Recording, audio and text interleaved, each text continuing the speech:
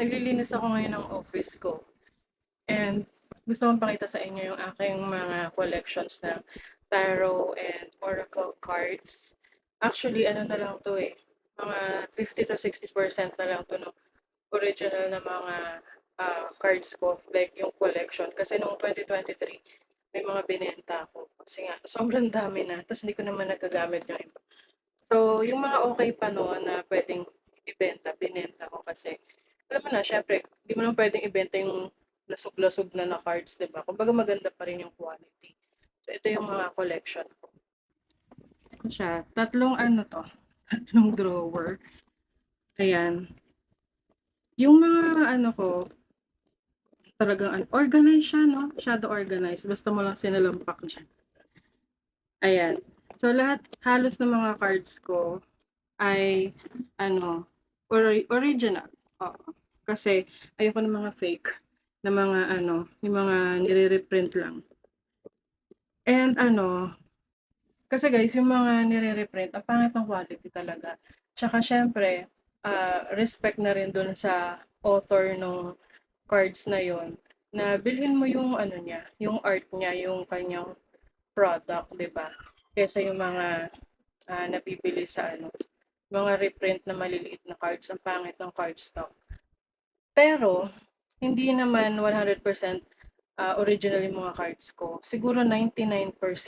Kasi yung 1% dun, meron dong mga reprints na hindi ko makita kasi or hindi ako makakabili ng original nun. Kaya gusto ko yung ano, yung kanyang drawings or kanyang print pero hindi ko siya mabili somewhere. So binibili ko na lang. Pero hindi ko rin siya masyado nagagamit kasi depende pa rin dun sa quality ng cards. Meron namang mga reprints na maganda yung quality pero that's so rare. So ito yung mga tarot decks. Ayan. Meron pa dito.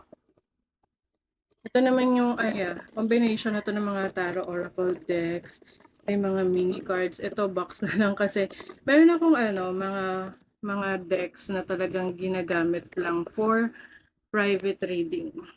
Ayan, meron din ito, nag-ano rin ako, cartomancy.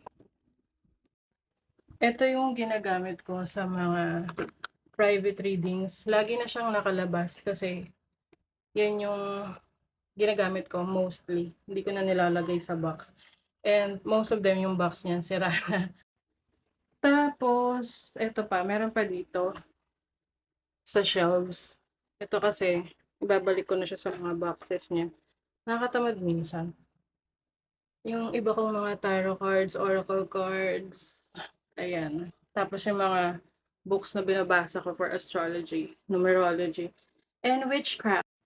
Tapos ito yung ano ko. Nasira na, natanggal na yung ano ng YouTube. Ayan, silver play button. And then, this very, very nice na ano. Tingnan niyo naman yung maganda niya. Yung anti-evil eye. So pretty. Ayan, meron yan sa showcase ko. Bilhin niyo na lang.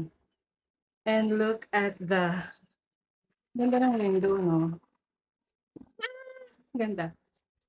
Tapos pag binuksan mo, palayan na yan. 'Di ba? Bundok yon.